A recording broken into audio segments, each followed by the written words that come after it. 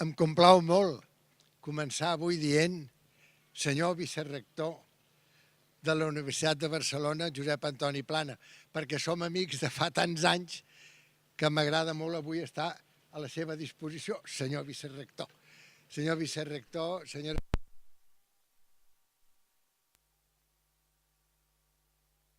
de la càtedra, exalumnes, alumnes, amics meus. Jo he vingut avui aquí perquè aquests 20 anys no són 20 anys de commemoració, sinó 20 anys de celebració. Hi ha una diferència molt gran. Quan et diuen anem a celebrar o commemorar. Quan es commemora, doncs, és una cosa absolutament temporal. Quan es celebra vol dir que hi ha motius d'alegria, no només pel passat, sinó pels auguris per al futur. Jo he vingut avui aquí perquè sóc un admirador de la professora Maria Casado. Des que la vaig conèixer vaig dir aquesta senyora, des de luego, val moltíssim, ho farà molt bé, i a més amb un tema que a mi em semblava en aquell moment i m'ho segueix semblant especialment important, perquè hi ha molts aspectes negatius avui, però conceptualment potser és el més greu del que estem vivint. Han passat de tindre uns valors ètics a només importar uns valors bursàtils perquè ens hem deixat arrastrar només pels interessos a curtoplau, perquè ens hem deixat arrastrar per un mercantilisme extraordinari. Doncs bé, jo avui vinc perquè la veritat és que vindrà a recolzar la feina que s'ha fet. Aquest observatori de bioètica i dret avui té prestigi a escala europea. I això és el que jo crec que interessa a la universitat. Això és el que jo crec que ens interessa a tots. És anar tenint institucions a les nostres universitats que tinguin un gran prestigi. El màster que es fa també aquest observatori amb el context de la càtedra té igualment un gran valor i està acreditat a escala tant nacional com internacional. També vull saludar a la professora Itziar de Lecuona, perquè també la vaig conèixer ja fa temps i perquè avui ha tingut l'amabilitat d'anar-me a recollir i hem vingut xerrant de tantes coses com es poden parlar quan es celebra i no només es commemora. Avui, més que mai, aquesta ètica de la ciència és important. Jo a l'UNESCO vaig crear primer un comitè mundial de bioètica perquè era el moment en què el Craig Venter em va dir que estava acabant de desxifrar el genoma humà i, per tant, la responsabilitat que en aquell moment jo tenia era de dir, ojo que amb el moment en què la genètica mendeliana dona pas a la genètica de coneixement profund del genoma, en aquell moment el somni de Hitler i de Mengele ja es podia portar a la pràctica. I per tot això vaig estar en contacte amb la Human Genome Organization i vam acordar, efectivament, que procuraríem fer una declaració universal del genoma humà, de tal manera que quedés molt clar que es pot fer tot, menys fer un ser humà de disseny, perquè aquest, com sabeu, era el somni de Hitler. Va pensar que unint a un soldat alt, molt amb els cabells ben de color groc, com es diu, Rubio? Ros. Un soldat alt, ros, gran i fort, amb una soldada, amb una senyora que fos també gran, forta i rossa, sortiria un noi, és a dir, un soldat el dia de demà, que fos típicament ario, que fos molt gran, que fos molt fort, que fos molt ros. I no li va sortir bé. El doctor Mengele el que va resultar, perquè així és la genètica mendeliana, va sortir una persona, un nen que no era ros un nen que era petitó i que a més tenia al principi d'un bigotet semblant al de Hitler. Bé, tot això ho dic en broma, però ho dic molt en sèrio. Era una responsabilitat enorme en aquell moment el de poder dir als científics, la comunitat científica, tenim l'obligació, no només la possibilitat, tenim l'obligació de dir que no a moltes coses que avui ja són possibles, però no es tenen que portar a la pràctica. És a dir, són factibles, però no són admissibles des d'un punt de vista ètic. I això va ser aquella... Ho va portar de meravella una altra dona, la Noël Lenoir, una jurista, perquè això és bioètica i dret, doncs aquesta era una jurista francesa extraordinària i al cap de 4 anys es va lograr una declaració universal del genoma humà que va ser ratificada per l'Assemblea General de Nacions Unides. A l'article 11 es diu que la clonació humana està prohibida amb efectes reproductius, és a dir, que es pot aplicar per moltes altres coses, es pot fer clonació humana amb finalitats de tipus de tractament, tant que fos fisiològic com patològic per previndre algunes malalties, però quedava prohibida amb fins de reproducció humana. I així la veritat és que s'ha respectat i fins a aquell moment hem pogut dir doncs, que des d'un punt de vista de responsabilitat social, científica, la bioètica ens ha servit per moderar les activitats en aquest sentit. Però la ciència està molt per sobre de la biologia i, per tant, de la bioètica.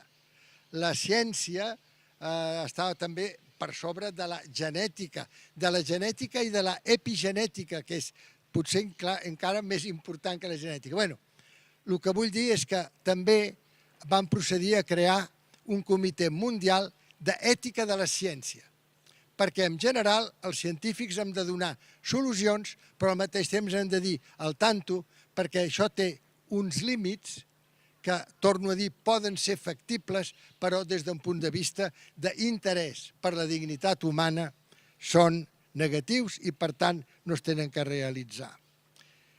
És, finalment, la ètica que han d'observar els científics que siguin lliures i responsables.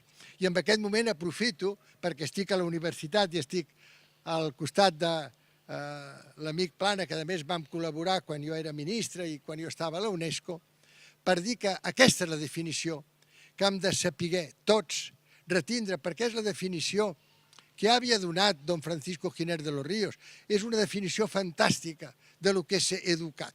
Ser educat és ser lliure, així senzill, ser lliure, ser independent, no estar lligat per res, ni fanatismes, ni dogmes, ni res. Ser lliure i ser responsable. Hem de ser responsables. I avui més que mai. Jo per això trobo que és un moment també molt oportú per celebrar aquests 20 anys. Avui més que mai. Hem de saber que hi ha processos potencialment irreversibles amb els que tenim que anar molt al tanto i tenim, com a científics que són lliures i responsables, tenim l'obligació de dir al tanto que podem arribar a punts de no retorn. Podem afectar l'habitabilitat de la Terra, és que tenim una responsabilitat enorme. Ha dit fa poc el president Obama, aquesta és la primera generació que fa front al canvi climàtic i l'última que ho pot resoldre. I això ho hem de saber. Podem arribar a punts de no retorn. Aquesta possibilitat de processos irreversibles jo la vaig conèixer molt bé, perquè com que també sap la Maria Casado, durant un temps em vaig dedicar, després ho ha portat molt bé la professora Ugarte, però em vaig dedicar a la prevenció de metabolopaties al moment del naixement que portaven després deterioro mental molt greu.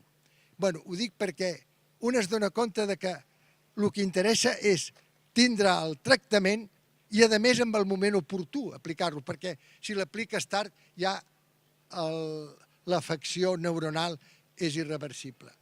Per tant, i en resum, avui més que mai, un observatori de bioètica i dret és més important que mai, perquè d'un costat té l'aspecte científic, però de l'altre costat té que tindre aquest aspecte normatiu, que és molt important per al seguiment de la comunitat científica. Deia abans que l'important no és només la genètica, sinó l'epigenètica. I això ens té que portar, per exemple, a evitar que des d'un punt de vista laboral diguin, home, aquesta persona amb aquest genoma ja sabem que té proclivitat per tindre aquesta malaltia. Ja sabem que pot tindre una diabetes. Ojo, perquè això primer no és veritat, perquè no és, com deia abans, el genoma, sinó l'epigenoma el que regula l'activitat del genoma, però és que, a més, hi ha coses que formen part de la intimitat més radical de les persones. I parlant d'intimitat radical i del que realment avui podem ja comentar sobre la genètica, l'epigenètica, el que podem avui dir sobre aquesta normativa que té que regular, els vull dir que amb aquest llibre que tinguin aquí, Gen Ètica, és un llibre que va sortir l'any 2003 i amb el qual vam pensar que teníem que resumir. També la Maria és autora d'un dels capítols més bons del llibre, que teníem que resumir d'una manera el més conceptualment fàcil possible per dir, tenim tots aquests avantatges, però tenim també totes aquestes línies que no podem traspassar. I aquestes línies fan referència, per exemple, a la intimitat, fan referència al coneixement en profunditat del que representa tindre una proclivitat genètica o no, i aquests observatoris han de servir per això, per dir, des d'un punt de vista de diagnòstic, avui en tenim molts i potser massa, però en canvi els tractaments, la manera d'actuar, les mesures, inclús les normatives del dret aplicat a aquestes mesures són absolutament necessàries. L'Observatori ha contribuït ja des de fa molts anys a tindre un relleu tant científic com jurídic i jo només vull acabar aquestes paraules dient-los que amb aquest treball sobre gen ètica, o sigui, ètica dels genes, havia una sèrie d'aportacions, moltes d'elles molt bones, que feien referència als embrions, que feien referència a la enginyeria cel·lular i molecular, però us vull dir que teníem aquí un capítol, el 8è, que diu Implicaciones ético-jurídicas de las patentes biotecnològiques. Maria Casado.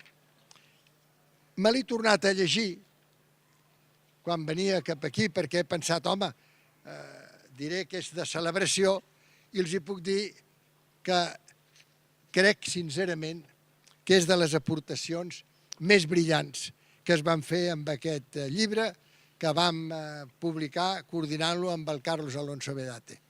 Estimats amics, és una celebració. Senyora secretària general, senyor vicerector, estem davant d'una celebració. I jo només voldria una cosa, que la Maria Casado i que ella es vagi rodejant d'un grup de gent que després pugui donar continuïtat. Que tots els professors que han col·laborat ja, alguns ja ens ho acaba de dir l'Albert, ja no hi són, però que tot això permeti que aquesta universitat, la Universitat de Barcelona, tingui amb aquest observatori, amb aquest màster, amb aquesta càtedra, un dels seus piliers perquè al futur poguéssim tindre aquest paper tan conceptual com normatiu que ens correspon. Moltes gràcies.